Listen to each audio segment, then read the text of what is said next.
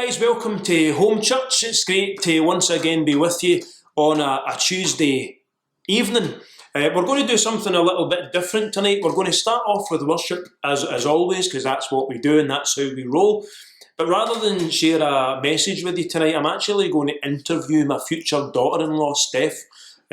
She's got an incredible story, and it's Tuesday, so I just thought today online we'd have a testimony Tuesday. So if you want to tag us on social media or something, just hashtag testimony Tuesday, hashtag Home Church Scotland. I don't even know if people hashtag anymore, but it doesn't matter. That's what we're going to do today. So we're going to start off with some worship, and then I'm going to be back here with Steph, and we're just going to talk a little bit about what God has done in her life, and I'm excited for you guys to get to hear that. But before we worship, let's just pray together real quick, and then we'll get started. Father, I thank you for being with us tonight, for the incredible opportunity we have to still meet as a church family. God, I miss our church so much. I miss giving people a hug. I miss talking to people, but God, we're still able to join together in unity. We're still able to join together and just hear from you and praise you and worship you, and what a privilege that is. God, I don't know who's listening tonight, but I pray that whoever's listening, God, they would know your presence with them, God, that you would be moving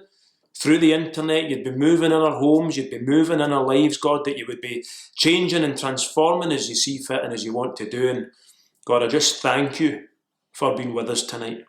And I pray this in the name of Jesus, amen. So guys, we're just going to worship together. I encourage you wherever you are, let's just stand up and get worshipping God together. Be participants in this, don't just sit and listen to it. And we'll be back with you, myself and my daughter-in-law, to be Steph. We'll be back with you after this time of worship. Let's go.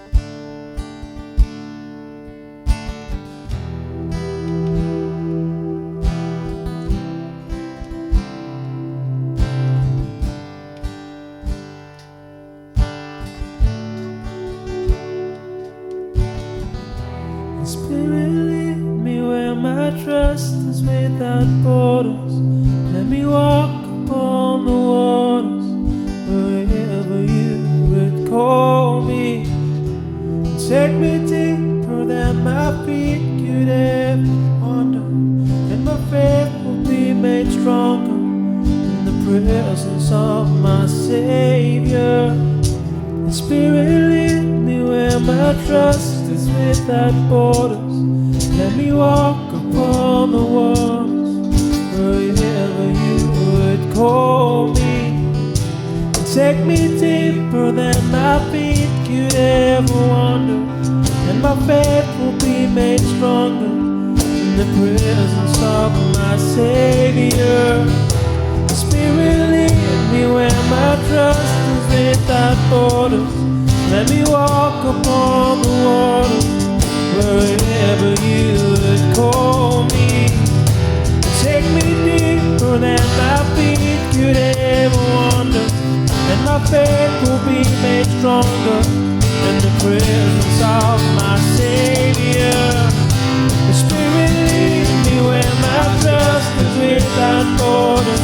Let me walk upon the water wherever you would call me. And take me deeper than my feet could ever wander, and my faith will be made stronger in the presence of my Savior. The Spirit lead me where my trust is without borders.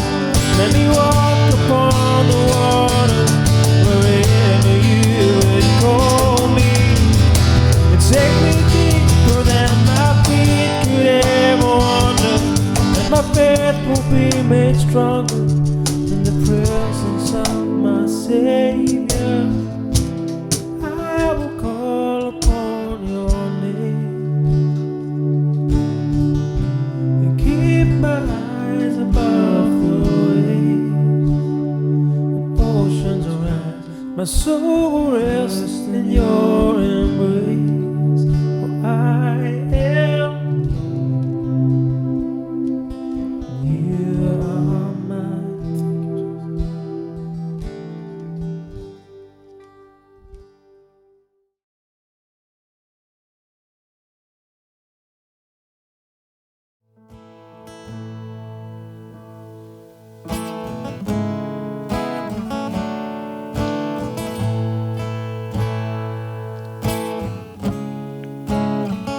I cast my mind to Calvary,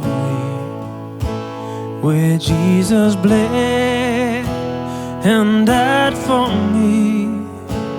I see his wounds, his hands, his feet, my Savior on that cursed tree.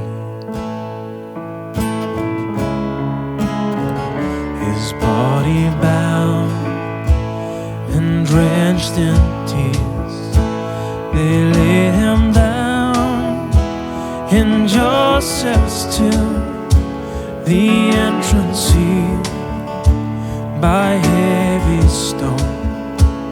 Messiah still and all alone. Oh, praise the name of the Lord our God. Oh, praise his name forevermore. For endless days we will sing your praise, oh Lord, oh Lord our God. On the third, at break of dawn, the Son of Heaven rose again. Oh, trample death, where is your sting? The angels roar for Christ the King. Oh, praise the name of the Lord our God. Oh, praise his name forevermore. For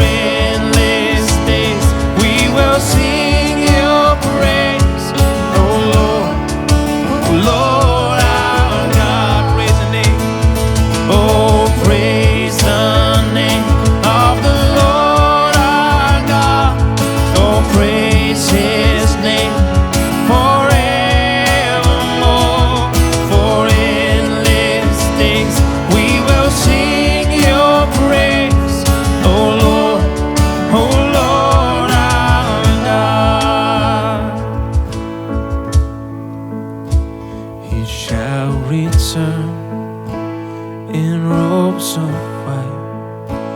The blazing sun shall pierce the night, and I will rise among the saints, my gaze transfixed on Jesus' face.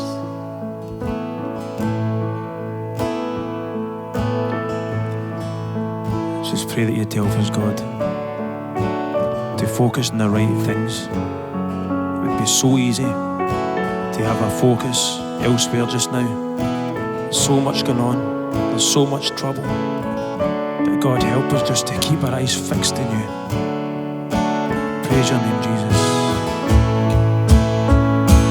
Oh, praise the name of the Lord our God. Oh, praise his name forevermore. For endless days we will sing your praise. Oh Lord our God. Oh, praise the name of the Lord our God. Oh, praise his name forevermore. For endless days we will sing your praise. Oh Lord our God. Oh Lord our God. Oh Lord our God.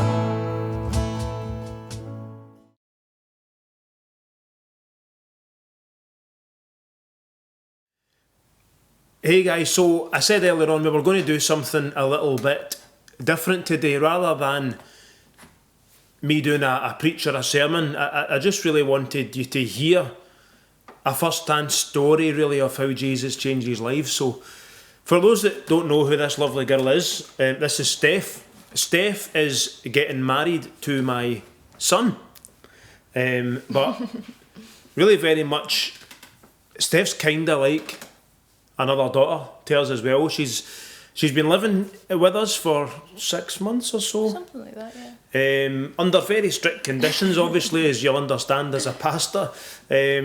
Steph's had a difficult time. And so we brought her in to her family to love her and look after her, and it's almost like you've always been here. I know, You've I never don't not been remember. away. And so just in case anyone's thinking, why is his girlfriend visiting during the lockdown? She lives here. We're her family. She's part of our family, which is a slightly different situation. Mm-hmm. But and everything, I think you just have to do what you feel is right before God at the time to protect folk. And but you've got an incredible story, Steph, and it's a story that I think will really help some people and certainly speak to some people. Mm-hmm. So we've not rehearsed this. Nope. We don't really know what we're doing or saying. Nope. But tell us just a little bit like about your background. So I grew up in an all-Christian family, but my best friend's family, when I was growing up, were Christian. So they kind of took me to church pretty much every weekend. I stayed at theirs a lot. So they took me to church, so that was kind of how I was kind of firstly introduced. But obviously I was quite young, so no decisions were ever made or anything like that. And then as we kind of grew up, they kind of moved away a wee bit. We're still in the same school and stuff like that, but when it got to high school, we kind of grew apart a wee bit, and basically just stopped hanging out really. So I stopped going to church and all that sort of stuff, and then just kind of continued with like my normal high school life, I guess you'd say. But yeah, and I don't know, yeah. You've been through a lot. Yeah. For a young girl. Yeah, I suppose. You've been through a lot. So kind of talk to us about some of the stuff that you've had to deal with So I think already. the first major thing was when I was like 7, I think it was, 6 or 7, and my auntie died died. She was like hit by a bus or something like that.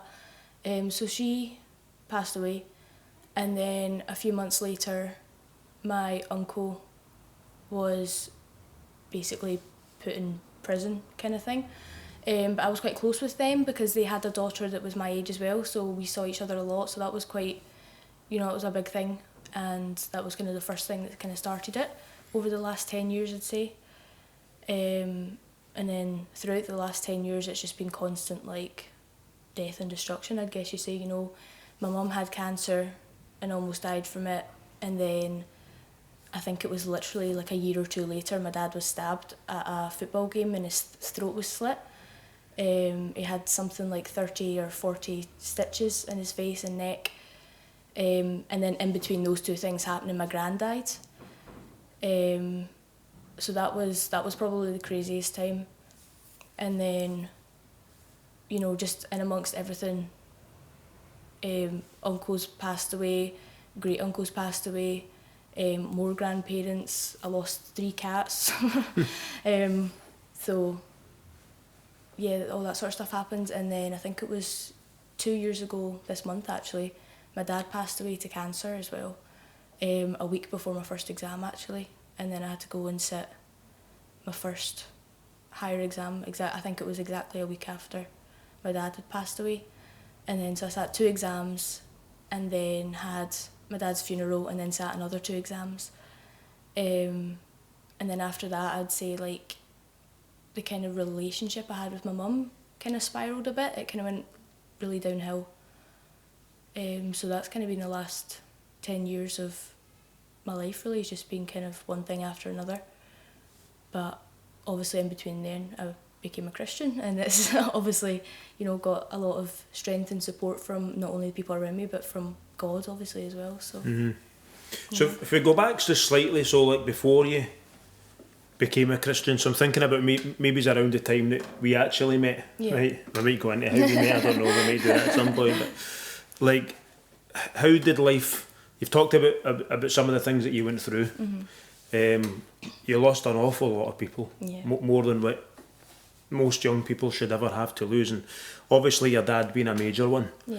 And of course that's going to be a really hard thing for your mum to cope with, and for you to cope with, and as you said, sadly there was kind of a breakdown there as well. So how are you feeling in all this, like as a person? How are you coping? Before I was Christian? Yeah.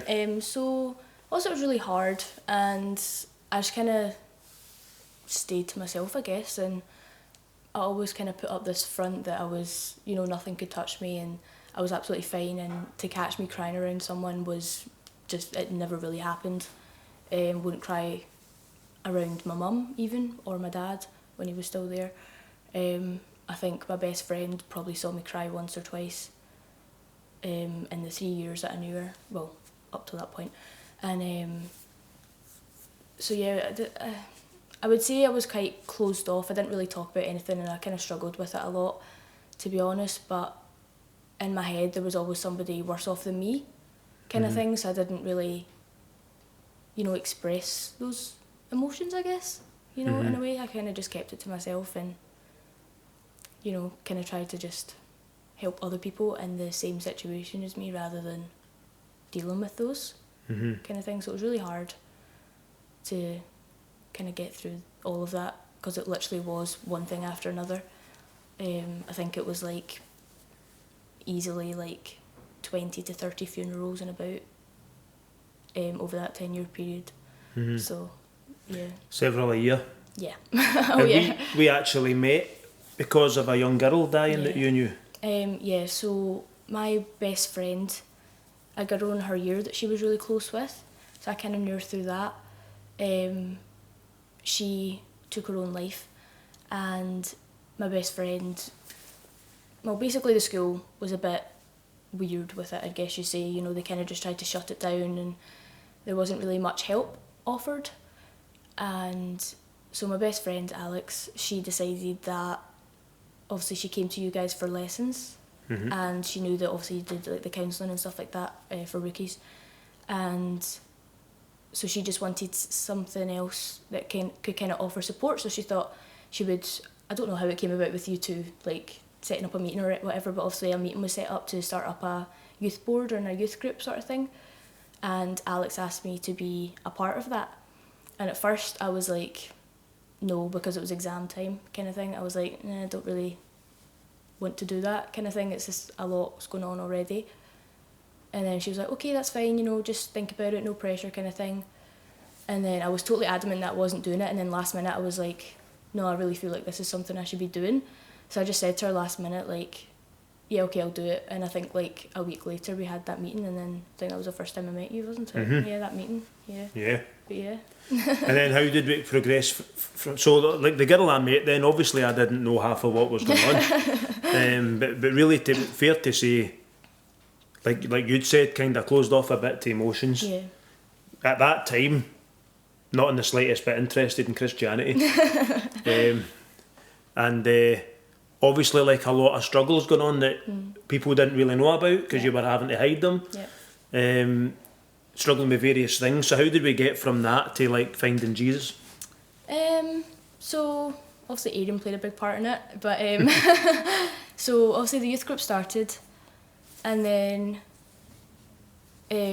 so we're all doing the youth group, and obviously like your kids were there and stuff, and obviously we all got chatting, and we were all friends. We had the girls had a group chat as well, so we're all kind of just building relationships and stuff, and then obviously being like around you, I guess I'd say, because like you always like drop wee hints and stuff like that. And then I remember, I dropped out of college, didn't I? Yeah, you did. I forgot about that. So I was in college, and I was really hating it. Like I did not like it at all. I didn't feel like it was like what I was meant to be doing, kind of thing. And I love sport. It was sport that I was doing. I love sport, but taking it from being a hobby that I really enjoyed to like actually being your like career and what you wanted to do for the rest of your life wasn't really, I realised it wasn't really what I wanted to do. So I ended up dropping out, but my mum wouldn't let me drop out unless I had something else to go to. So I was telling Dave all about my issues, and he was like kind of just offered me a job. So I think I came for like an interview in the office. I think it came down to you come in and said, I'm only allowed to drop out of college if I get a job. Can I please have a job? That's kind of how it went. Yeah, and I kind of admired your tenacity. Yeah. and stopping in and saying, please give me a job. Can I get a job, please? So, Thanks. so we did. So yeah, I got a job. And I remember working in the office. David, like, you would always come in and you'd be like, so who's coming to church? And everyone would be like, yeah, shut up, kind of thing. And I'd always be like, you know, I would never say anything, but like, because I suppose I'd always been like kind of interested in that. Like if like hanging out with like friends and stuff, if they were doing something that I know you really shouldn't be doing, I'd kind of be like, I feel like someone's watching me kind of thing, do you know what I mean? Mm-hmm. So I'd always kind of be like kind of like aware that I don't think this is all there is kind of thing. And then like obviously with the amount of death, for me to wrap my head around that those people just don't exist anymore was really, really like hard.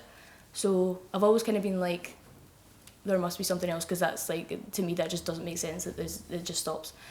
So so you'd always like drop me hints about like coming to church and things like that, and then I always wanted to, but I didn't want to be like the weird like employee that actually like showed up to church kind of thing, because at this point we weren't like you know. So and then also I got talking to Aidan. Well, Aidan got talking to me kind of thing. He started it, but I think he debates that, but that's okay. So obviously like through the youth club that we were still doing, we got talking, and obviously like we started liking each other and things like that. And again, he was dropping all the, you know, you need to come to church kind of thing, and I was like, yeah, whatever. And then pretty sure we went on like a date, and then I think it was like the next Sunday, or was it the Sunday before? I don't know. So it was either church and then a date and then I kept going, or it was like date and then church. I don't remember.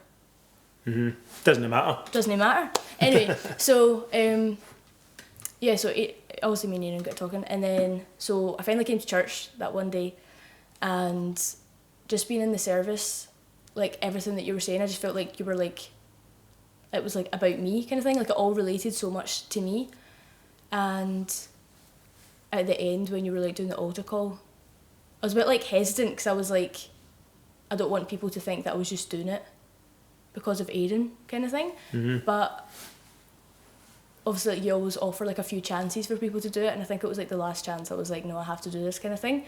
Like I just felt something obviously, and so I put my hand up, and then yeah, that's been it pretty much since day one. Obviously we prayed and stuff, and yeah, it's been great since then. Yeah. So we've gone from like a life full of pain, really, a life with a lot of death in it, a life with a lot of issues in it, an unhappy home life, sadly, latterly, kind of college dropout, but like myself, but like a whole lot of stuff going on, a bit lost really. That's where you came from, and then you come to the point of giving your life to Jesus. Yep. So talk a little bit about what he's done in your life. How have you changed? How have you grown? What's been happening? So this is like bizarre, but like since I've become Christian, I feel like so more like open about my emotions. I don't know if it's like because I'm a bit more like comfortable as well in my circumstances, like living and stuff like that.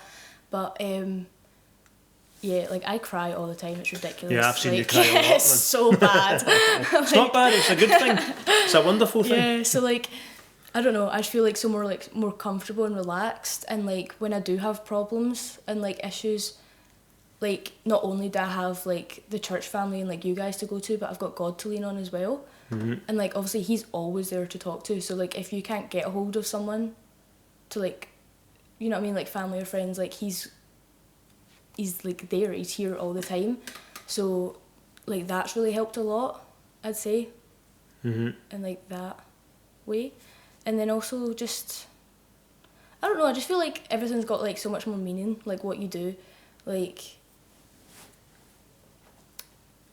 I don't want to like leave here without like having like made him proud in a way kind of thing. So like in that way you're always like just trying your best kind of thing, in like the best way that you can. So I just feel like more, I don't know, like happy, I guess you'd say. Just better in general as a person. Yeah. Yeah. So I mean, God's changed a lot. He has. He's changed your life. Yep. He's changed who you are. He's changed your circumstances in a massive way. Yeah. You're back at uni. Yep, I am. You're doing a business degree, and yeah, it's been a crazy time. You're getting married. I am. Like there's been a whole lot of stuff that God's done, but you're a surprising little thing as well. Yeah, I mean, we were driving down to Newcastle recently for a concert, and you dropped in. Oh yeah, man, God healed me. Like what? So I mean, I believe, you know, I preach this, man. We serve a God that heals today. Yeah. We serve a God who can do amazing things, but tell us. And I know it's a kind of awkward subject, topic, I right? guess. But the Bible talks about it. It does. So we're going to talk about it, right? So, Yeah. like, how did God heal you? So Because that's like a huge claim. that is a huge Right. thing. I know, it's amazing. But so 4 years ago, I started my menstrual cycle, and it was just awful, really. The amount of pain that I was in, I like genuinely could not function. I was off school, I was missing clubs and classes, you know, hanging out with friends, like literally anything. When it was so bad, like I genuinely just, I was floored by it. Like I was in bed 24/7, and that was it. And I had so many like side effects, I guess you'd say. Like it was like back-breaking pain. I had a really, really heavy flow as well, to the point where I was anemic and I had to get medication and stuff. And then, so obviously we were at the doctors for this sort of stuff, and they tried the injection, the implant, I think it was 5 different medications in the end. And obviously I was referred to gynecology at the hospital as well. And they had absolutely no idea what was going on. It wasn't quite endometriosis, but it was quite similar to it. But I mean, I don't even know what that is. That's a big word, right? But what I do know is, like, there was times where you literally couldn't move. So like, we went to a wedding and you couldn't come into the room. I know. You were curled up in my office in a ball at the church. And that was like one of the better days.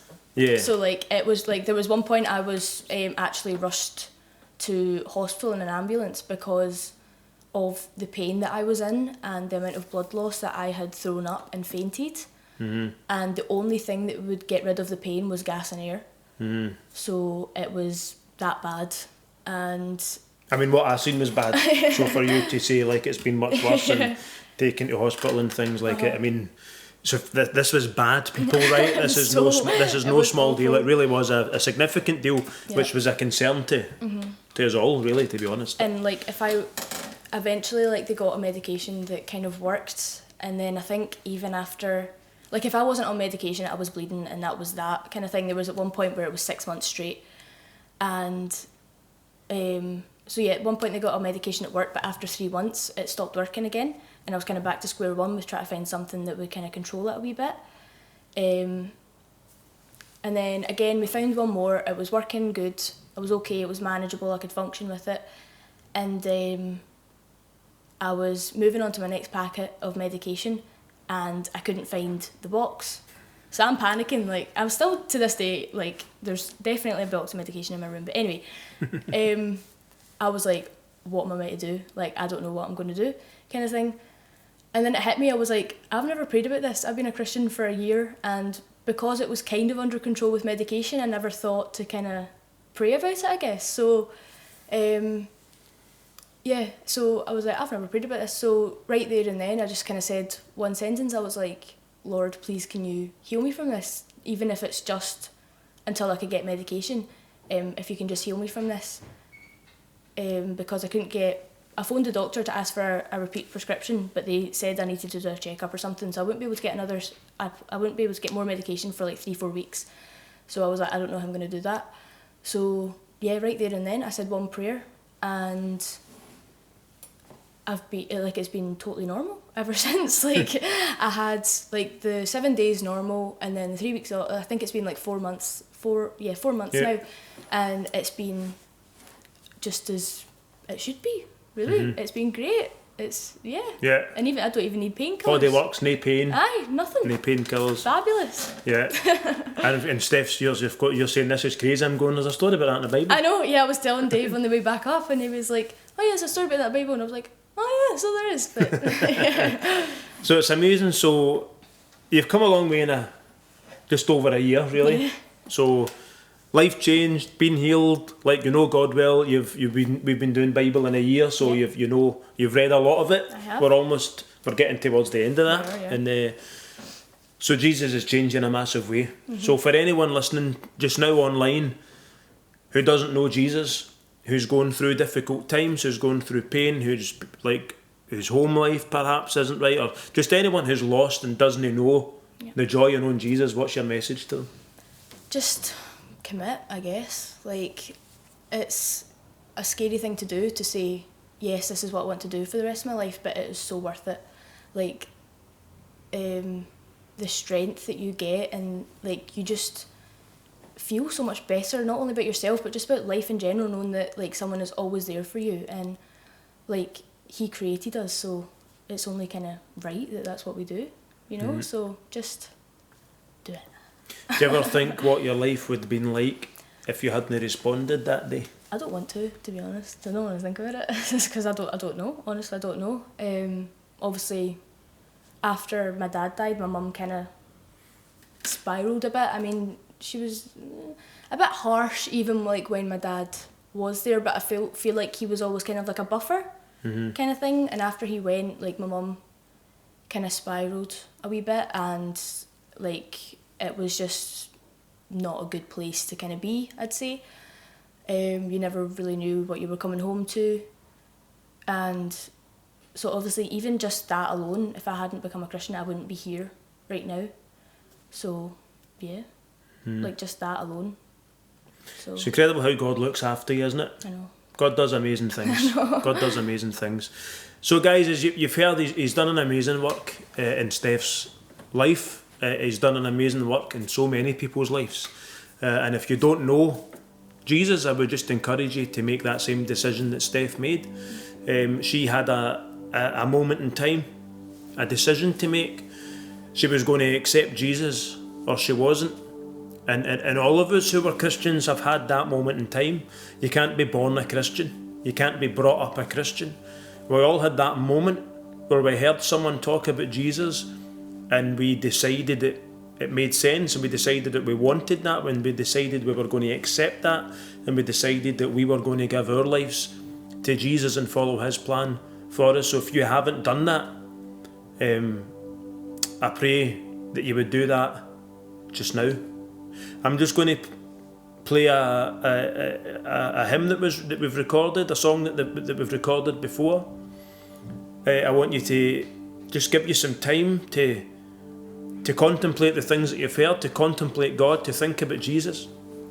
And at the end of this hymn, I'm going to give an opportunity to accept Jesus, as Steph done, as I've done, as many others have done, to accept him into your life, to have your life change.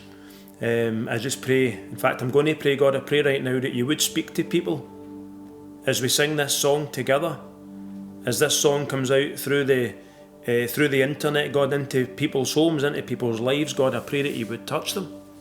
I pray that you would speak to them in a clear, concise and powerful way. Jesus, that if anyone listening doesn't know you, that they would accept you. I know if they don't know you, they know the pain that Steph's just been talking about, the loneliness, the difficulties, and it doesn't matter, to be honest. Of course, some of us have had harder lives than others, but if we don't know Jesus, there's just something missing. And God, I pray for all those listening just now that they would make that decision today to follow you. And I pray this in the name of Jesus. Amen. Guys, let's just worship together.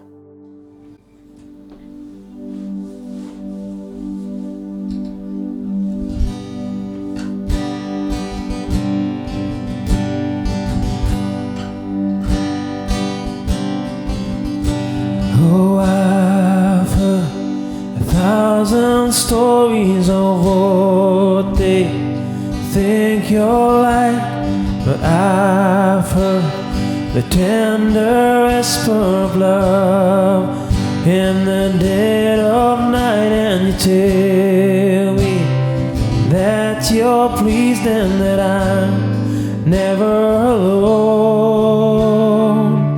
You're a good, good Father.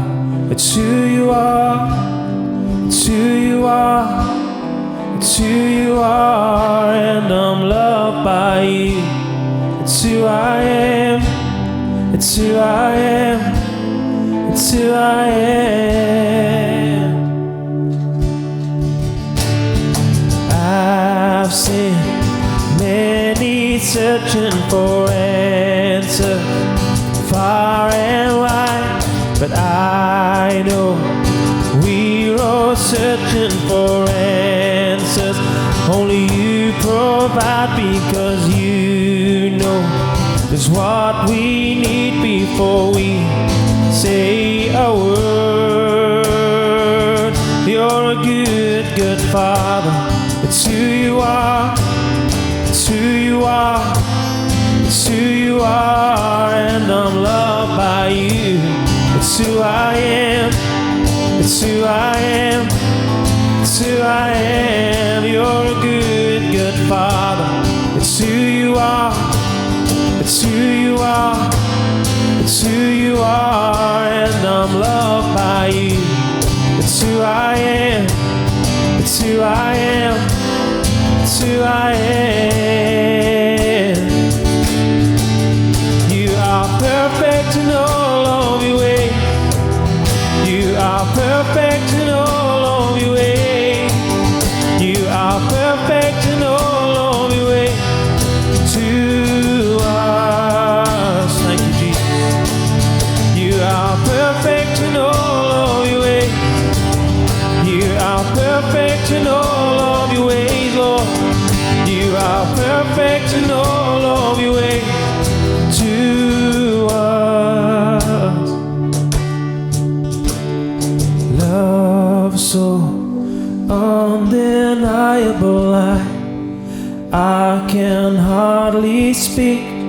Be so unexplainable, I can hardly think as you call me. Deeper still as you call me. Deeper still as you call me. Deeper still into love. Love, love. You're a good, good Father. It's who you are. It's who you are. It's who you are. And I'm loved by you. It's who I am. It's who I am. It's who I am. You're a good, good Father. It's who you are. It's who you are. It's who you are. And I'm loved by you. It's who I am. It's who I am. It's who I am. You're a good, good Father. It's who you are. It's who you are. It's who you are. And I'm loved by you. It's who I am. It's who I am. It's who I am.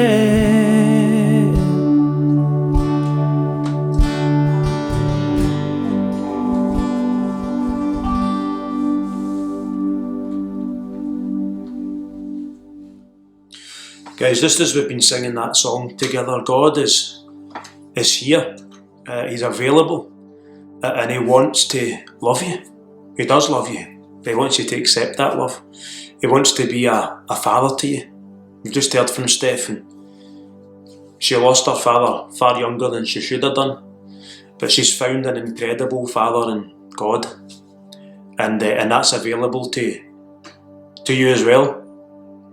If you felt God speaking to you through what's been said, if you felt God speaking to you through the song that you've just heard, I'm going to encourage you right now to either write me on Facebook or YouTube, wherever you're watching, just write a comment, me, or get in touch with me, send me a message right now. Don't put it off and forget to do it. Send me a message right now, dave@homechurch.scot, and I'll get in touch with you. We can chat on the phone, we can video chat, we can email, whatever you're most comfortable with, and we can make that decision tonight. You can make that decision tonight to change your life forever, to give your life to Jesus, to see that change that you've heard about in Steph's life, to have that happen in your life as well. So don't let this moment go.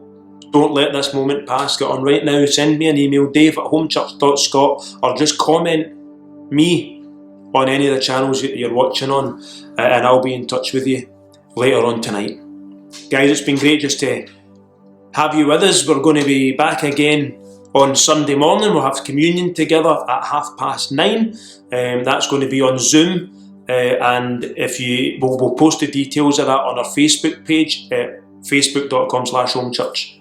Home Church Scotland, so you can know when that's happening. We'll have a service at 11 o'clock as normal as well. Easter Sunday, of course, so it's going to be a joint service between us and our friends at One Church in Coatbridge, so I'm really, really excited about that. We'll probably call it One Home Church, something like that.